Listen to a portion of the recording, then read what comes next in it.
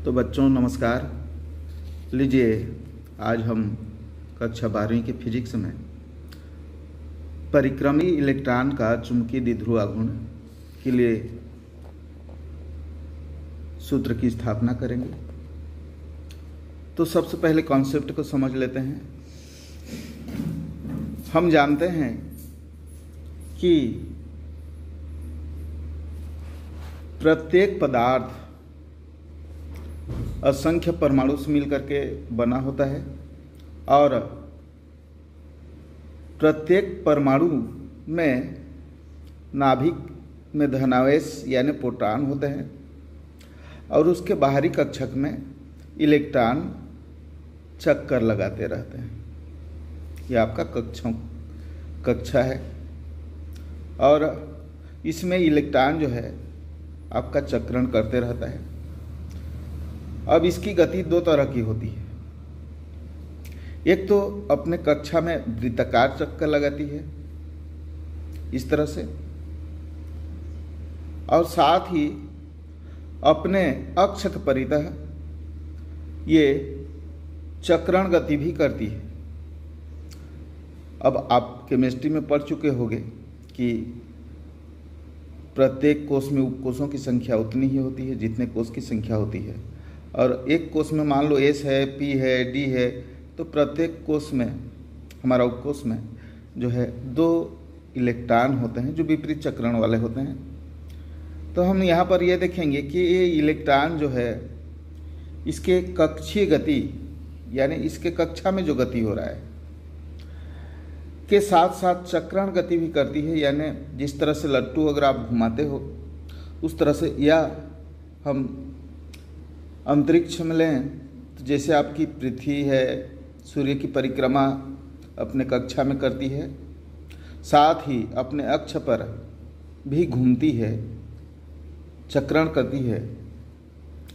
तो इस तरह से इनके गति के कारण यानी इनमें जो है आपका ये इलेक्ट्रॉन जब गति करेगी, चूंकि ये ऋण आवेशित होती है, आवेश है, और ये आवेश इस तरह से यहाँ पर गति करेगी तो ये धारा लूप की भांति व्यवहार करती है।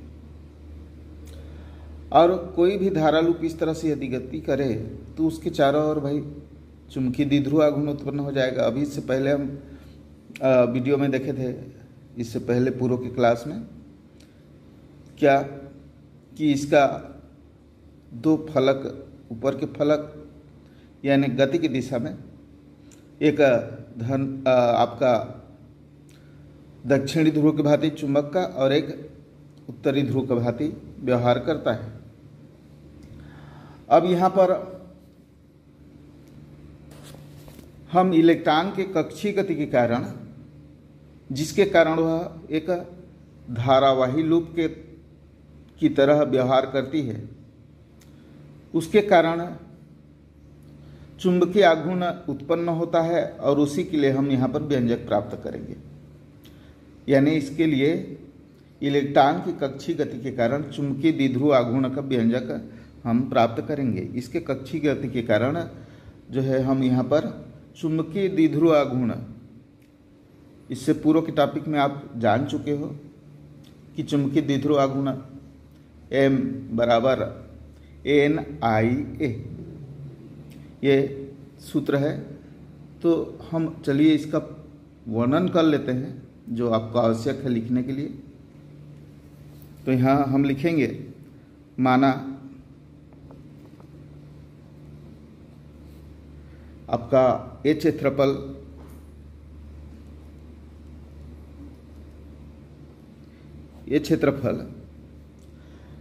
वाले किसी लूप में, ये लूप का जो क्षेत्रफल है वो A है, वाले लूप में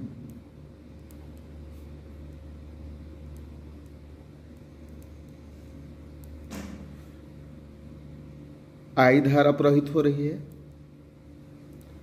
आपको सूत्र मालूम है भाई कि M बराबर NIA।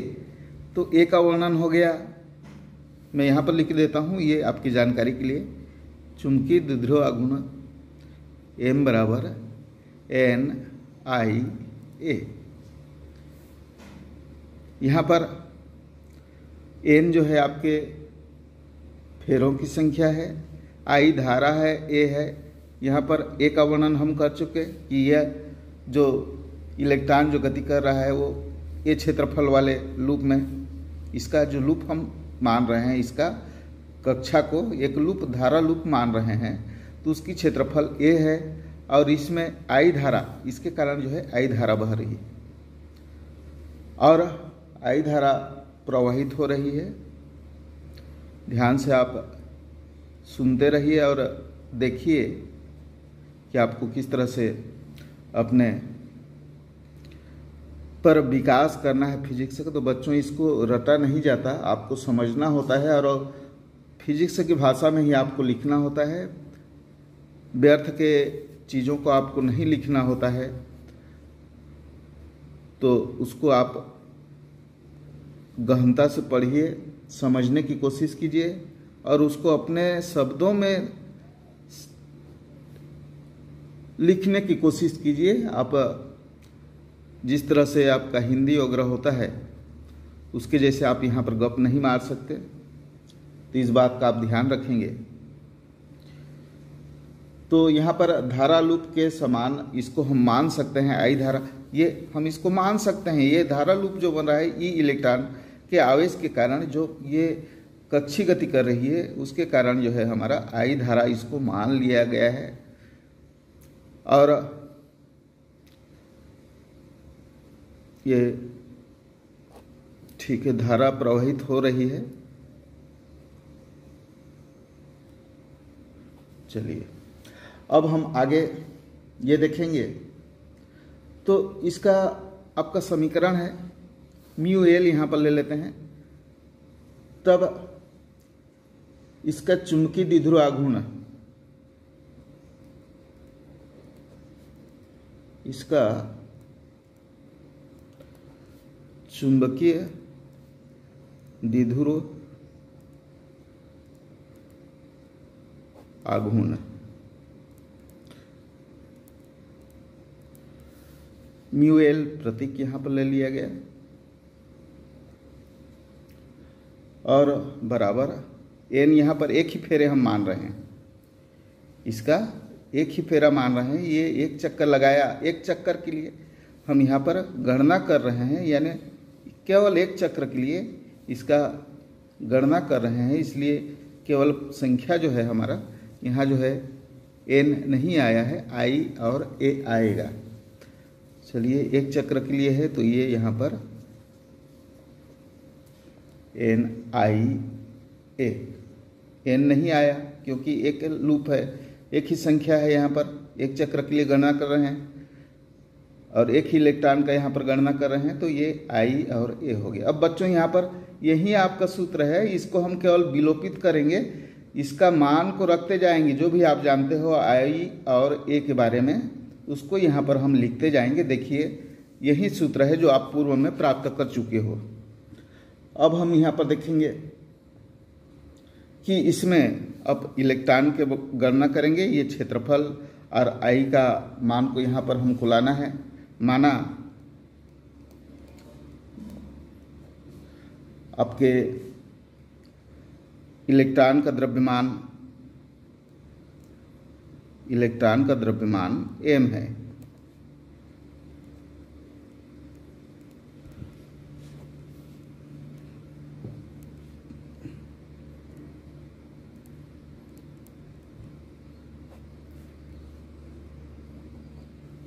और वह अपने कक्षा में तथा नाभिक के चारों ओर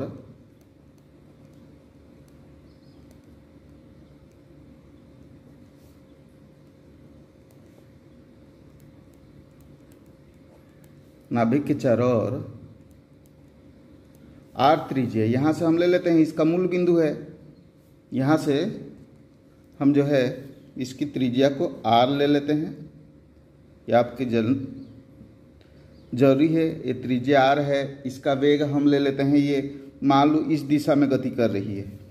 इलेक्ट्रॉन जो है आपका ऐसे दक्षिणावर्त दिशा में गति कर रही है, तो इसका वेग भी हम ले लेंगे। यहाँ पर इसका जो वेग v है, यहाँ पर हम कर दिए इसका वेग v है। नाभिक के चारों ओर v वेग से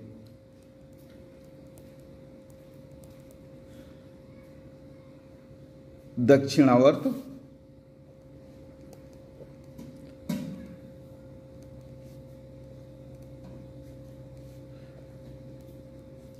गति कर रही है, गति कर रहा है। चलिए अब बच्चों यहाँ पर इसके एक चक्र लगाने में इसको t समय यानी आवर्त काल हमको लेना है, तथा इसका आवर्त काल t है, तथा इसका आवर्त काल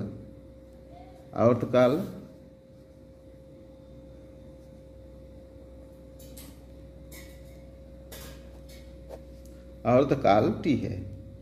और आवर्त काल क्या होता है बच्चों?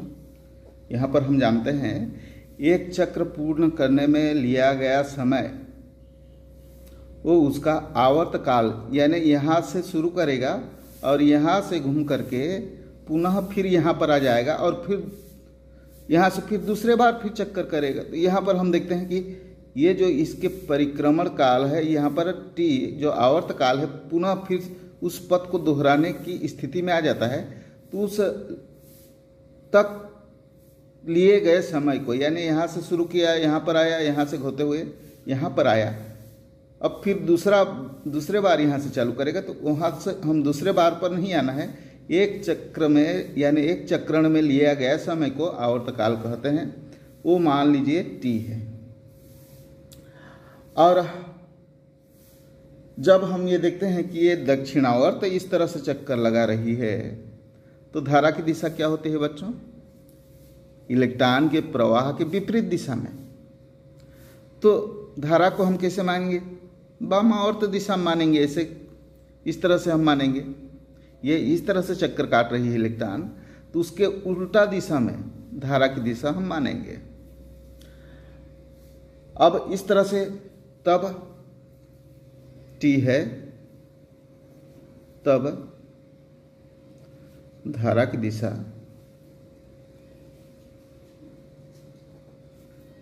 वामावर्त होगी, क्योंकि इसका दक्षिणावर्त है।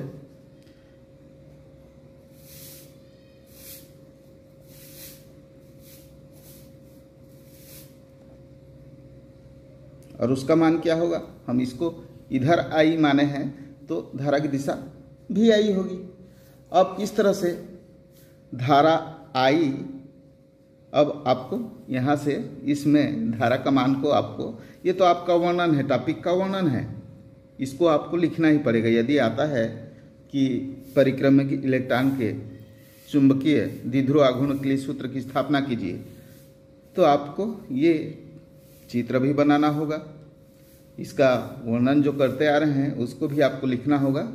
और ये भाई एक बार आप प्रैक्टिस करोगे, अपने आप में विकसित हो जाएगा आप में कि क्या क्या टॉपिक पर वर्णन करना है। ये यहाँ पर आवश्यक है। आवर्तकाल यहाँ पर आएगा, v वेग आएगा, द्रव्यमान m आएगा, क्योंकि यहाँ पर हम कोणीय संवेग को यहाँ पर उसका सूत्र प्राप्त करेंगे। अब चलिए हम I पर आ जाते हैं। ये आपका μL यानी चुंबकीय द्विध्रुव आघूर्ण इलेक्ट्रॉन का है। ये क्षेत्रफल वाले लूप में I धारा प्रवाहित हो रहा है, तो उसका जो है चुंबकीय द्विध्रुव आघूर्ण का सूत्र होता है μL बराबर I और A। क्योंकि एक फेरे के लिए लिया गया है, एक इलेक्ट्रॉन के लिए लिया गया है, तो N यहाँ पर नहीं आए हैं। अब ये धारा की दिशा वामावर्त होगी। और इस तरह से हम यहाँ पर देखेंगे कि धारा I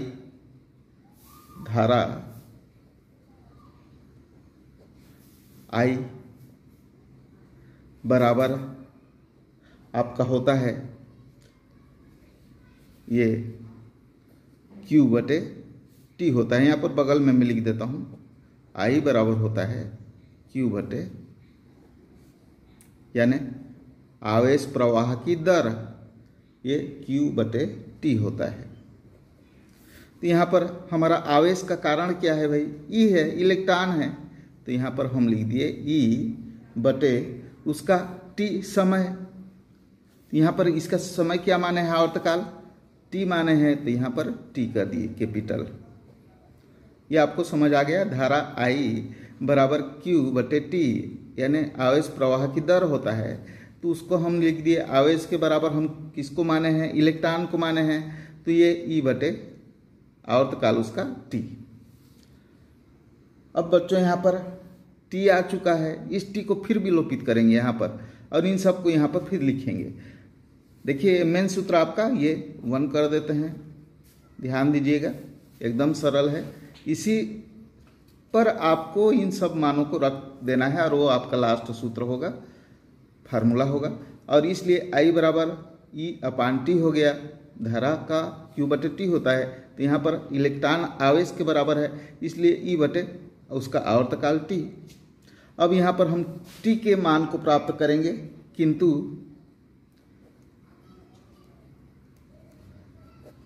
आवर्तकाल टी बराबर आपका होता है दूरी बटे चाल होता है। ये कहाँ से आया भाई, तो आपको चाल बराबर यहाँ पर मैं लिख देता हूँ, आपको कोई दिक्कत नहीं होगा। चाल बराबर दूरी बटे समय होता है, ये आपको सब जानते हैं, ये दूरी बटे समय। तो बच्चों यहाँ पर इस समय को इधर ले गए तो चाल इधर चला जाएगा और उसी को यहाँ पर किए हैं, यानी यहाँ पर हमारा हो जाएगा दूरी है आपका। दूरी क्या चीज़ है, यहाँ पर ये दूरी, ये जो एक चक्रण लगा रही है उस दूरी को लिया गया है, और ये इसका ये का चक्कर यदि लगाएगी तो ये परिधि के बराबर, यानी वृत्त के परिधि के बराबर दूरी तय कर लेगी, यानी यहाँ पर ये दूरी आ जाएगा 2πr, यानी वृत्त की परिधि कितना होता है 2πr होता है। तो बच्चों यहाँ पर दूरी, यहाँ पर आप क्या लिखोगे 2πr। चाल यहाँ पर क्या है, v वेग से गति कर रही है, ये देखिए चारों ओर v वेग से दक्षिणावर्त गति कर रही है, तो ये दूरी को हम यहाँ पर चेंज कर देंगे।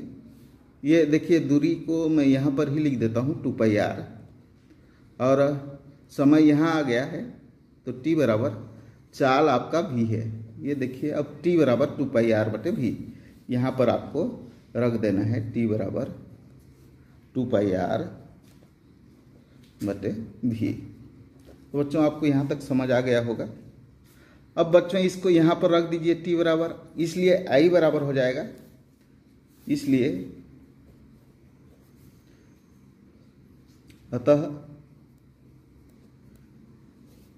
i बराबर ई बटे टी है, तो ई का तो ई ही रहेगा।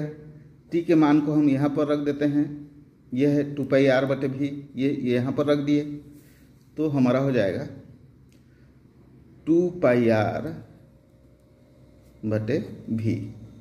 बच्चों यहाँ तक आपको समझ आ गया होगा। इस टी के मान को, ये समीकरण, चलिए इसको नाम दे देते हैं, 2 में रख दिए, समीकरण 2 में रखने पर, तो ये आपका ये अंश हर अंश ये ऊपर चला जाएगा, बराबर हो जाएगा धारा आई बराबर ई भी बटे 2πr। अब देखिए हमारा मेन सूत्र यही है।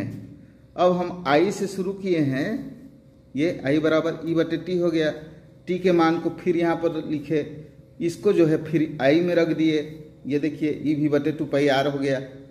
पहले क्या था आपके पास, आई बराबर ई बटे टी था, जिसको आपने जो जानते हो, पूर्व में आपको जो ज्ञान है उनसे आप परिवर्तन कर रहे हो कि आई यहाँ पर क्या चीज़ है, तो ई भी बटे 2πr हो गया। अब बच्चों इस मान को, आई का मान को यहाँ पर रख देंगे। ये आपको पहले बता चुका हूँ मैं कि ये मान यही है, मेन सूत्र तो आपका यही है। इसमें आप जो जानते हो उसको ऐड कर दोगे, तो आई का मान को यहाँ पर रख देते हैं।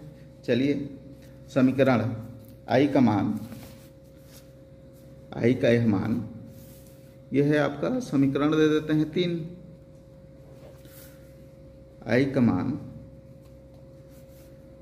का यह मान समीकरण 1 में रखने पर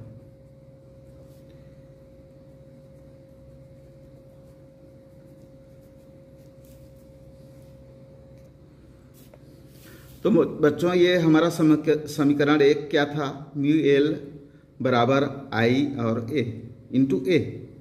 तो ये आई बराबर आप लाए हो ई भी बटे 2 पाई आर, यहाँ पर हम रख देंगे आई की जगह पर, चलिए रख दीजिए आई बराबर ई भी अपान 2 पाई आर इंटू ए। अब बच्चों यहाँ पर ए आया है इस वृत्त के क्षेत्रफल का, वृत्त का क्षेत्रफल को यहाँ पर रख देना है आपको। ए बराबर क्या जानते हो आप, वृत्त का क्षेत्रफल पाई आर स्क्वायर होता है। अब यही आपको यहाँ पर लिख देना है, इसलिए ई भी बटे 2 pi r into pi r square, यहाँ पर बगल में लिख दीजिए भाई। ए बराबर वृत्त के क्षेत्रफल, वृत्त का क्षेत्रफल ये होता है, क्षेत्रफल होता है, और इसलिए क्षेत्रफल क्या होता है बराबर 2 pi r square, pi r square. तो यहाँ तक आपको समझ आ गया होगा। देखिए सूत्र वही है, हम आई का मान प्राप्त किए और उसको यहाँ रख दिए, ए का मान को जानते हैं यहाँ रख दिए। अब जो कटेगा उसको काट दीजिए, ये आपका आर एक ठो कटेगा, ये आर स्क्वायर का मतलब क्या होता है, आर स्क्वायर बराबर आपका आर गुणित आर ये होता है। तो 2 है तो एक को काट देता हूँ मैं, ये आर के साथ इसको निरस्त कर दिया। अब पाई से पाई निरस्त हो जाएगा।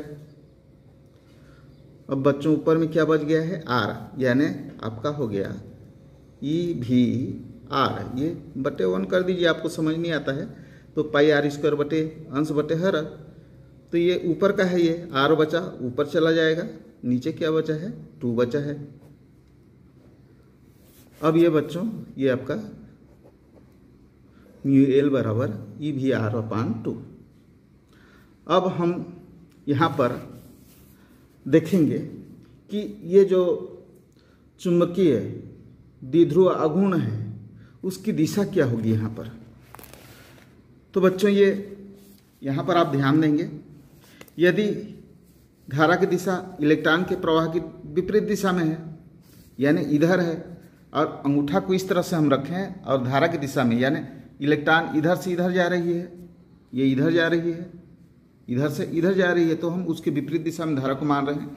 तो ये अंगूठा की दिशा इस म्यूएल की दिशा यानी ऊपर की ओर होगा, कागज की जस्ट ऊपर की ओर होगा। तो ये म्यूएल की दिशा यहाँ पर आप लिख सकते हैं, ये जो है आपका म्यू एल।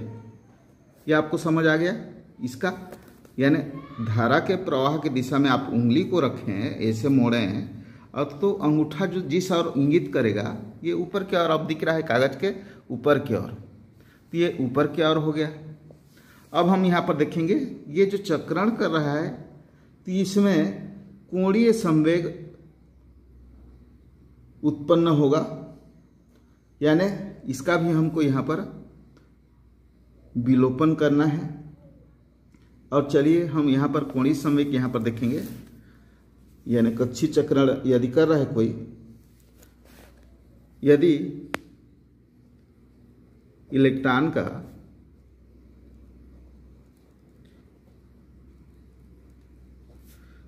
कोणीय संवेग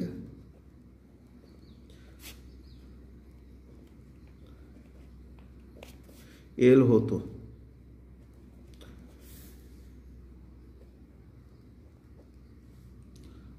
एल बराबर आपका एम भी आर होता है, 11वीं में पढ़ चुके हो आप लोग। एल बराबर एम भी आर, ये हो गया आपका ई भी आर की जगह पर एल बटे एम नीचे चला जाएगा, ई एल बटे 2m। ये यहाँ पर रखे, भी आर का मान को यहाँ पर रख दिए, और इसलिए ये भी आर की जगह पर ये ई बटे एम आ गया, तो ई एल बटे 2m हो गया। ये आपका चुंबकीय द्विध्रुव आघूर्ण है। अब बच्चों यहाँ पर हम एक छोटी सी परिवर्तन करेंगे। ई बटे एम को आप जानते हो, ई बटे एम जे थॉमसन ने इसका अनुपात ज्ञात किया था। तो यहाँ पर एल को इधर ले आएंगे तो ये E/m हो जाएगा। नीचे में हर तो है, 2 यहाँ पर है, लेकिन यहाँ पर ये E/m एक नियतांक है, इसको जानते हैं हम। इसको हम इधर पक्षांतर कर देते हैं, इसलिए μL/L बराबर E/2m बराबर एक नियतांक हो गया। यानी ये जो अनुपात है, इस अनुपात को हम घूर्ण चुंबकीय अनुपात कहते हैं। इस अनुपात को घूर्ण चुंबकीय अनुपात।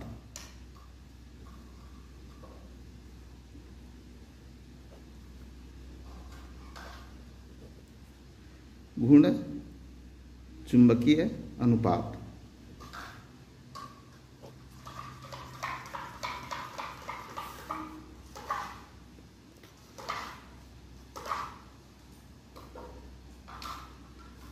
और इसका मान बच्चों 8.8, इसका मान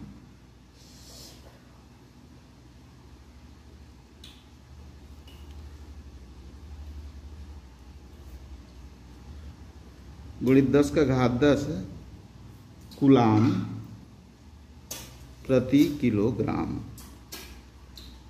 ये होता है। अब बच्चों यहाँ पर हम ये घूर्ण चुंबकीय अनुपात, इसको अनुपात में कर दिए तो ये घूर्ण चुंबकीय अनुपात हो गया। और इस तरह से हम यहाँ पर एक और चेंज करेंगे। अब बच्चों इसका जो मान होता है उसको हम सदिश रूप में हम लिख सकते हैं। ये तो आपका घूर्ण चुंबकीय अनुपात यहाँ पर निकाले, लेकिन आपका यहाँ पर हम आते हैं पुनः आपके μL बराबर EL/2m। इसका सदिश रूप क्या होगा? छठवां का यहाँ पर हम लिखते हैं समीकरण 6 का सदिश रूप। तो ये μL के ऊपर में सदिश के चिन्ह लगा दिए, माइनस E/2m और L के ऊपर में सदिश रूप लिख दिए, निरूपण इसका चिन्ह लगा दिए। अब बच्चों इसमें ऋण क्यों आया इसके बारे में देख लेते हैं। तो इनकी दिशाएं, यानी ये द्विध्रुव चुंबकीय आघूर्ण, इसकी दिशा और ये आपका संवेग की दिशा, कोणीय संवेग की दिशा एक दूसरे के विपरीत है। कैसे विपरीत है? चलिए चित्र पर आते हैं। ये आपका, इसको हम निकाले धारा की दिशा में यदि उंगली किए और अंगूठा की दिशा ऊपर की ओर हो रहा है, ये ऊपर की ओर किसका है? ये चुंबकीय द्विध्रुव आघूर्ण का दिशा ऊपर की ओर हो रहा है। लेकिन यदि इस इलेक्ट्रॉन के बारे में हम देखते हैं तो इसकी दिशा इधर है और उसका कोणीय संवेग किसका है भाई? इलेक्ट्रॉन का है। तो इसकी दिशा में हम उंगली को करें, इस दिशा में, जिस दिशा में चक्रण कर रही है, तो अंगूठा आपका देखेंगे, ये अंगूठा आपका इस तरह से, अंगूठा आपका नीचे की ओर होगा, ये इधर है, इसकी गति क्या है? इधर है। तो अंगूठा आपका क्या होगा? अंगूठा नीचे की ओर होगा। तो इसका दिशा जो है आपका एल की दिशा किधर है? ये नीचे है। एल की दिशा नीचे की ओर है, क्योंकि अब हम उंगली को ऐसे ही रख रहे हैं और अंगूठा आपका नीचे हो रहा है। ध्यान देंगे, अंगूठा आपका नीचे हो रहा है। यदि इलेक्ट्रॉन की चक्रण की दिशा में हम उंगली को करें तो अंगूठा की दिशा नीचे है, जो कोणीय संवेग की दिशा को प्रदर्शित करती है। तो इन दोनों की दिशाएं एक दूसरे के विपरीत हैं, इसलिए इस चिन्ह में सदिश निरूपण में आप लिखोगे तो माइनस का चिन्ह आ गया है। कोणीय संवेग के जस्ट उल्टा है आपका ये चुंबकीय द्विध्रुव आघूर्ण का दिशा। अब हम यहाँ पर, अब बच्चों हम यहाँ पर एक और अपने ज्ञान को डालेंगे वहाँ पर सूत्र में। यानी बोर के परमाणु सिद्धांत के अनुसार किसी इलेक्ट्रॉन का कोणीय संवेग NH/2π का पूर्ण गुणक, यानी H/2π का पूर्ण गुणक होता है। n यहाँ पर कक्षा की संख्या है, तो L बराबर हो गया NH/2π। अब इसको आप कहाँ रखोगे? ये देखिए यहाँ पर छठवां समीकरण में EL/2m आपका मेन सूत्र आया है, म्यू एल बराबर आप लाए हो EL/2m। और यहाँ पर हम देख रहे हैं कि ये जो L है NH/2π है, NH/2π है। तो इस मान को हम, यह मान L का यह मान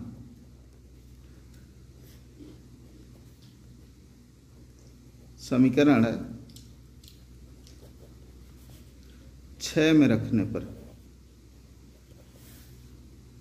बस आप केवल परिवर्तित कर रहे हो। देख रहे हैं आप, आपका जो सूत्र था वो मेन सूत्र ही है, उसमें आप अपने जितना भी जानते हो मान को उसको आप डाल रहे हो, उसमें उसको आप परिवर्तित कर रहे हो। तो ये आपका सूत्र था क्या, रखने पर सूत्र क्या था भाई आपका, म्यू एल बराबर, ये देखिए यहाँ पर EL/2m था। ये यहाँ पर आ जाओगे, ये आपका घूर्ण चुंबकीय अनुपात ये निकाले, उससे पहले का सूत्र को आप रखोगे। ये यहाँ से आगे बढ़ रहा है, यानी छठवां से आगे बढ़ रहा है। इसको तो आप केवल घूर्ण चुंबकीय अनुपात के लिए किए हो, इससे इसमें समीकरण का इस चुंबकीय द्विध्रुव आघूर्ण से ये कोई संबंध नहीं है। एक परिभाषा को बीच में डाला गया है। और यहाँ पर हम ले लेते हैं EL/2m।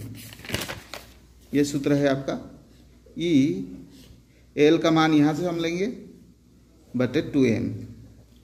L का रखिए यहाँ पर NH/2π,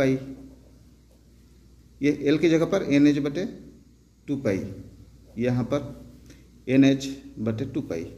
अब बच्चों यहाँ पर हम इस मान को देखते हैं, ये हो जाएगा आपका, n को बाहर कर दीजिए, आपका हो गया ये E और H, 2 और 2 गुणा होगा, क्या हो गया, 2 दूने 4 और πm। बच्चों ये आपका जो है EH/4πm हो गया।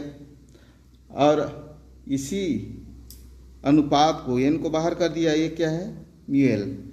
और इसमें जो आया है ये वाला, इसको हम कहते हैं बोर मैग्नेटान।